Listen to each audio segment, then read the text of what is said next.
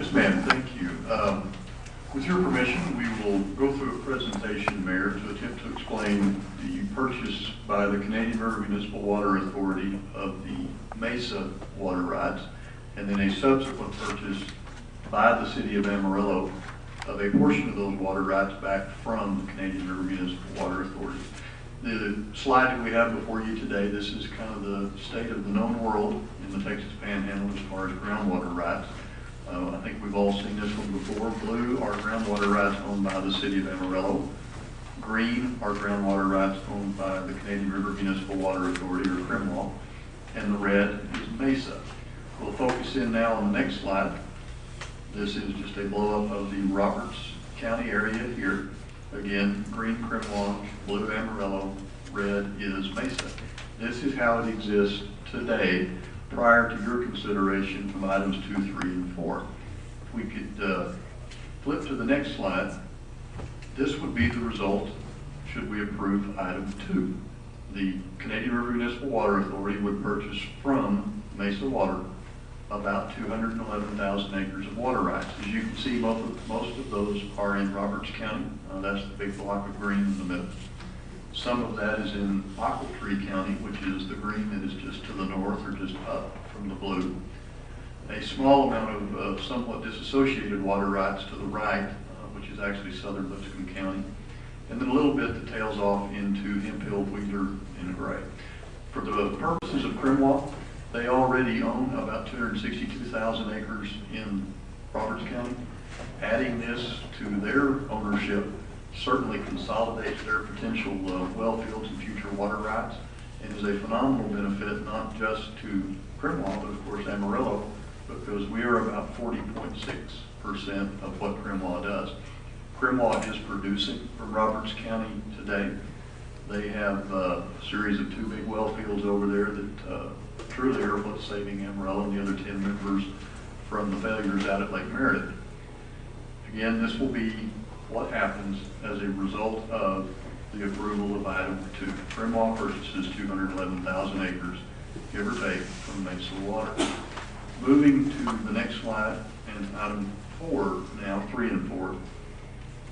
The red box, or the red circle, outlines the 32,000 acres that are primarily in Water20110614 County that the City of Amarillo is interested in acquiring, which we would then put with those blue water rights that we have just on the south side of that county line.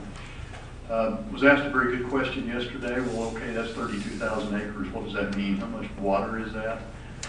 It's about 1.3 million acre feet of recoverable water. There's more than that there, but that's how much you can get out. And to kind of put that in a frame of what 1.3 million acre feet do for Amarillo, we use about 56,000 acre feet a year. So that's 22 to 24 years of additional water supply just in that 32,000 acres. Okay, the next slide, please. This is what the state of the world would look like over there should you approve items 3 and 4.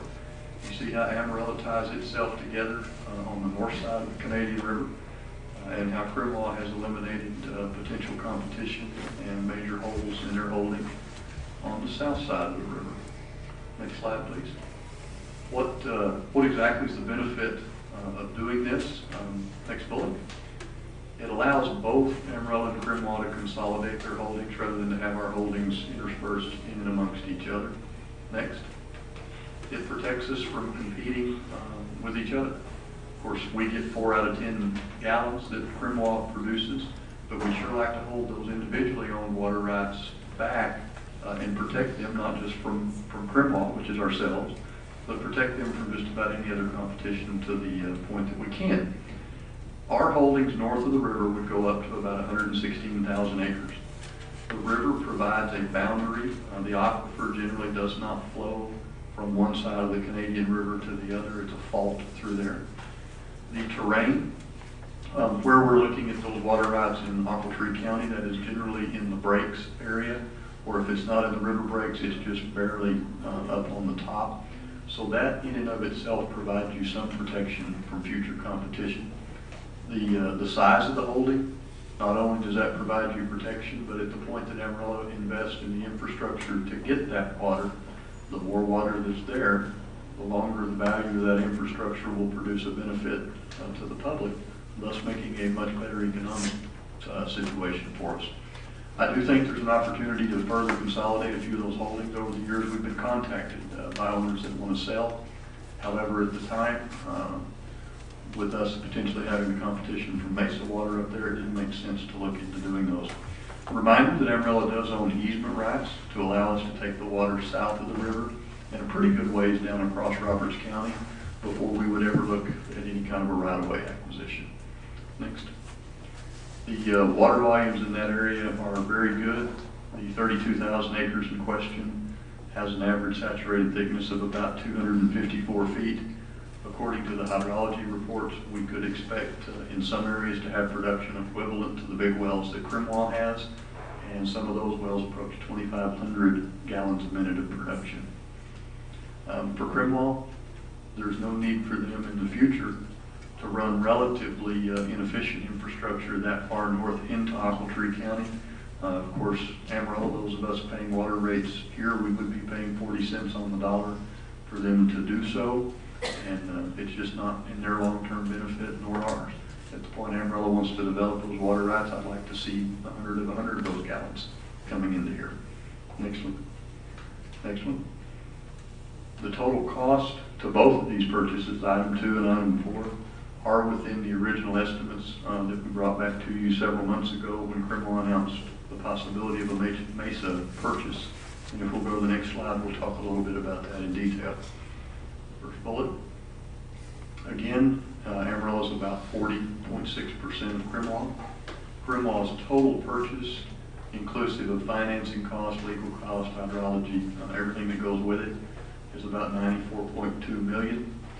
Of the $94.2 million, Amarillo's portion is about $38.3. Crimwall funds all of its projects through contract revenue bonds.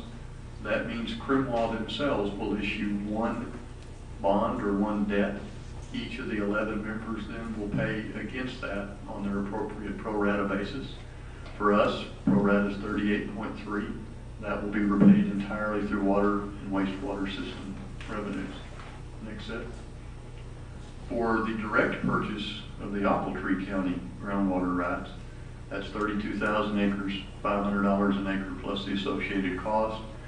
We project a maximum of $17.5 million. I would go out on a limb and say that that's going to be closer to 16 by the time we close it than that, but this is one of those that may not go over, so that's the number we're putting up to start with.